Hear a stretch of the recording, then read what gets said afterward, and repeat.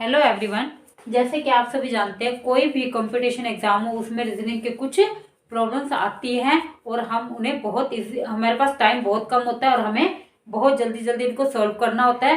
तो आप अगर थोड़ा सा ध्यान से मेरी क्लासेस को देखेंगे तो आप चुटकियों में इन क्वेश्चंस को सेकंड्स में हल कर पाएंगे। तो आज हमने कुछ प्रॉब्लम्स लिए और उनको सॉल्व करने की कोशिश करेंगे। देखिए, हमारी फर्स्ट प्रॉब्लम है, एक मैंने अंक लिखे हुए हैं 5, 6, 2, 4, 3, 1, 7, 9 और नीचे अक्षर लिखे हुए AMXWZBLN। तो हमें क्या पता चल रहा है, इससे हमें पता लगाना है जो 5 है वो A के लिए, 6 M के लिए, 2 X के लिए। इस तरह से ये सब हमारे कूट अक्षर और अंक में संबंध बन रहा है। अब हमें क्या करना है, ऊपर दी गई सूचना के आधार पर संख्या 3, 4, 2, 9, 6 के लिए सही अक्षर कूट, जिसको हम कोडिंग डिकोडिंग भी बोलते हैं, हमें बताना है कि ये जो अंक है इसके लिए कौन सा अक्षर बनेगा। तो हम कैसे देखेंगे, देखिए पहले 3 है तो 3 के लिए क्या आ रहा है, जेड। क्या आ रहा है, जेड। तो क्या आ गया, जेड। अब हम देखेंगे जेड किस किस में है, जेड इसमें भी है और इसमें भी है। नहीं तो अगर एक में ही होता तो हमें देखते ही पता चल जाता कि ये आंसर आएगा। अब सेकंड क्या है, 4। 4 किसके लिए यूज हो रहा है, डब्ल्यू के लिए। तो जेड के बाद क्या आएगा, डब्ल्यू। फिर क्या है, वैसे तो हमें देखते ही पता चल गया लेकिन मैं आपको पूरा क्वेश्चन सॉल्व करके दिखा रही हूँ।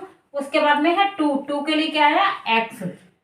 उसके बाद क्या है, देखिए हमारे पास 9। 9 के लिए क्या आ रहा है, एन। क्या आ रहा है, एन। और उसके बाद क्या है हमारे पास 6 और 6 के लिए क्या आ रहा है, एम।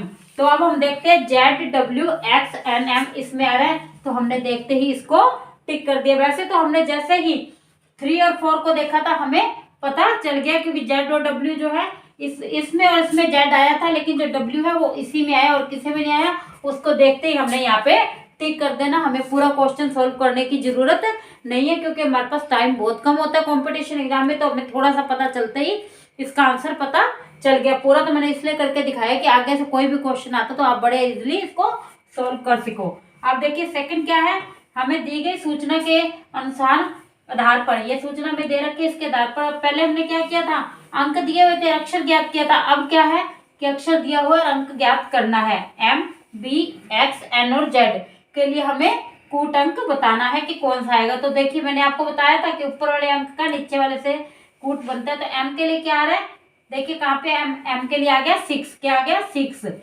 फिर है बी। बी के लिए क्या आया, 1। बी के लिए क्या आया, 1। और उसके बाद में एक्स। एक्स के लिए क्या आया, 2। और उसके बाद क्या है एन। एन के लिए क्या आया, 9। और उसके बाद हमारे पास है जेड। जेड के लिए क्या आ रहा है, 3। तो क्या आ गया, 6, 1, 2, 9, 3। कहाँ आ रहा है हमारा, डी। इसमें भी देखिए जैसे ही हमने फर्स्ट को देखा एम। एम को हमने एम किसके लिए यूज हो रहा है, 3 के लिए यूज हो रहा है। किसके लिए, 6 के लिए यूज हो रहा है। तो जैसे हमने देखा इसमें भी लेकिन इसमें और इसमें 6 था, तो हमने इन दोनों में पता लगाना था। फिर 1 भी इन दोनों में है, फिर 2 भी इन दोनों में है, और 9 इसमें नहीं है। तो हमें पता चल गया कि बी आएगा, 6, 1, 2, 9, 3। वैसे सीरीज वाइज देखते हैं तो हमें पहले देखते ही पता चल गया था कि बी आंसर आएगा। लेकिन कई बार क्या होता है, अलग तरीके से भी दिया होता है, तो हमें फिर अगर 2 में 6 आ रहा है, चाहिए सेकंड नंबर पे आ रहा है, तो भी हमें करके देख लेना चाहिए। अब देखिए नेक्स्ट करते हैं। मेरे ख्याल से आपको दोनों कोडिंग डिकोडिंग बड़े अच्छे तरीके से समझ में आ गए होंगे कि हमें कूट अक्षर और अंक कैसे पता लगाने हैं। अब देखिए, अब हमें इसमें पता लगाना है कि क्या रिलेशन बन रहा है, क्या संबंध बन रहा है। तो हमें क्या, पहले डिजिट क्या दी हुई है, पहला अंक क्या दिया 25, फिर क्या दिया 100, फिर क्या 225। फिर हमें यहाँ पे भरना है कि क्या आएगा। अब हमें कैसे पता चलेगा, देखिए 25 को अगर हम देखते हैं तो 25 को 1 से मल्टीप्लाई करते हैं 25, फिर 25 को 4 से मल्टीप्लाई करेंगे 100, फिर 25 को कितने से करेंगे, 9 से, 225। तो अब हमें कैसे पता चले भी यहाँ हमें किससे मल्टीप्लाई करना। तो देखिए पहले है 1, फिर है 4, फिर है 9। अब इसमें क्या संबंध बन रहा है, इसमें क्या है, ये 1 का स्क्वायर हो गया, ये 2 का स्क्वायर हो गया, ये 3 का स्क्वायर हो गया। तो अब हमें 4 के स्क्वायर से मल्टीप्लाई इसको करना है, मतलब कि 16 से करना है। 25 को 16 से मल्टीप्लाई करेंगे तो क्या आएगा, 400। तो हमारा आंसर आ गया C 400। अब देखिए यहाँ हम देखते हैं तो किससे मल्टीप्लाई हो रहा है, 25 को 25 से हो रहा है, मतलब 25 25 क्या होता है, 625 होता है। तो ये 5 की स्क्वायर होगी। तो 1 की स्क्वायर, 2 की स्क्वायर, 3 की स्क्वायर, 4 की स्क्वायर, 5 की स्क्वायर को 25 से यानी 25 से मल्टीप्लाई करते जाएंगे। 25 से कम 25, 25 चौका 100, 25 को 9 से करेंगे 225 और 25 को 16 से करेंगे तो 400 और 25 को 25 से करेंगे तो 625। इस तरह से हम आसानी से पता लगा सकते हैं। आप इनको बड़े ध्यान से देखिए और वीडियो को पॉज करके खुद पहले इसको सॉल्व करने की कोशिश करिए और फिर मेरे सोल्यूशन मिलाइए कि आपने सही किया है या नहीं। अभी हम कुछ और प्रॉब्लम्स देखेंगे। अब देखिए हम कुछ और प्रॉब्लम्स देखते हैं। हमने दो मैं पहले देखी थी हमने कोडिंग डिकोडिंग की, फिर हमने रिलेशन देखा और अब हम देखेंगे मैट्रिक्स से संबंधित दो प्रॉब्लम्स को सॉल्व करने की कोशिश करेंगे। देखिए इसमें क्या है 7, 8, 56, इधर से देखें तो 7, 11, 15, हमें इनमें क्या रिलेशन देखना है और फिर इस मैट्रिक को पूरा करना है। अगर ऊपर से नीचे देखते हैं तो देखिए 7 फिर 11 4 का अंतर, फिर 11 और 15 4 का अंतर। वैसे अगर हम देखें तो 8 और 4 मतलब 4 4 जुड़ते चले गए, +4 तो 8 में 4 जोड़ दिया जाए तो 12 और 16। लेकिन जब हम इधर देखते हैं तो फिर ये चीज हमें पता नहीं चल रही। अगर इधर भी 4 4 का अंतर होता तो हम सीधा इसको भर देते हैं। अब हम इसको सोल्व करने के लिए क्या करेंगे, देखिए हम देखते हैं इसमें और इसमें अब क्या संबंध बन रहा है। 7 को 8 से मल्टीप्लाई करा तो 56 और 15 को 16 से मल्टीप्लाई करा तो 214। तो क्या आ रहा है 7 और 4 11 और 4 15। तो हम क्या करेंगे इसको और इसको दोनों को जो मल्टीप्लाई करने पर 132 आएगा, वो डिजिट आ जाएगी। तो 11 को अगर 11 से और मल्टीप्लाई करते हैं तो 121 और अगर 11 को 12 से करते हैं तो 132 हमारा आंसर आ जाता है। तो क्या आएगा 12।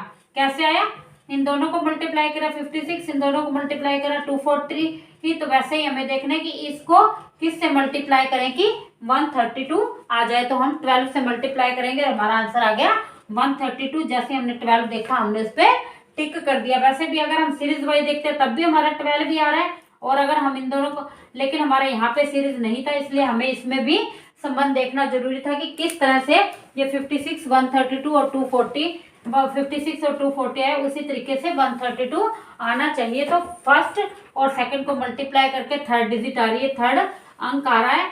वैसे ही जैसे 7 को 8 से किया 56, 15 को 16 से किया 240। तो हमें पता लगाना था कि 11 को किस से मल्टीप्लाई करें कि 132 आ जाए। तो 11 को जब 12 से गुना करेंगे, 11 को 12 से मल्टीप्लाई करेंगे तो हमारा आंसर आ जाएगा 132। तो हमने जैसे ही 12 देखा हमने 12 पे टिक कर दिया।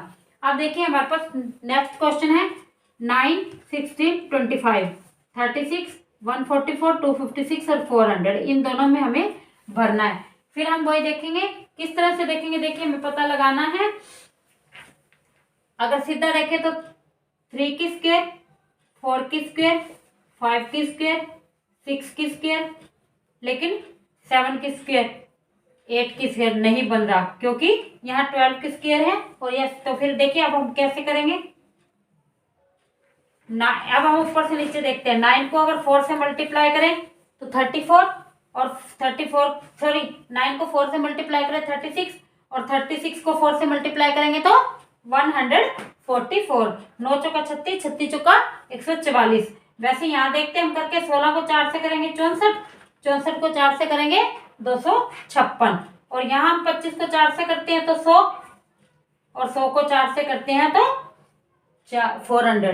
जब हम 9 को करा तो 9 चौका 36, 36 को 4 से किया 144, 16 को 4 से किया 64, 64 को 4 से किया 256, 25 को 4 से किया 100 और 100 को 4 से किया 400। तो क्या हुआ 64, ये पहला 64 आ गया, फिर 100 आ गया, 64 और 100 ये ऑप्शन में आ रहा है। देखते ही हमारा आंसर हम टिक कर देंगे। इस तरह से हम अपनी, तो इस तरह से देखिए हम अपनी कोई भी प्रॉब्लम है रीजनिंग से संबंधित बड़ी इजीली सोल्व कर सकते हैं। अब देखिए इसमें एक और तरीका भी बन रहा है। एक तो मैंने ये बताया कि 9 चौका 36, 36 चौका 144, 16 चौका 64, 64 चौका 256, 25 चौका 100, 100 चौका 400। लेकिन इसमें एक और भी सिस्टम बन रहा है कि 9 और 16, 25, 36 और 64, 100, 144 और 256, 400। इस तरह से भी अगर मान लो कोई और तरीका नहीं बनता और हमें दिए हो तो हम इसमें इस तरह से भी पता लगा सकते हैं कि इस तरह से जोड़ करके भी हमें पता चल रहा है कि 3 का स्क्वायर और 4 का स्क्वायर करके ये हम पता लगा लिया कि ये 9 और 16 को जोड़ा तो 25, 36 और 64 को जोड़ा तो 100, और 144 और 256 को जोड़ा तो क्या आ गया 400। तो इस तरह से रीजनिंग से संबंधित क्वेश्चन कई तरह से सॉल्व होते हैं। हमें देखना पड़ता है कि कौन सी ट्रिक कहाँ पे लगाई जाएगी और किस तरह से हम इसको सॉल्व कर सकते हैं। Thank you for watching, bye.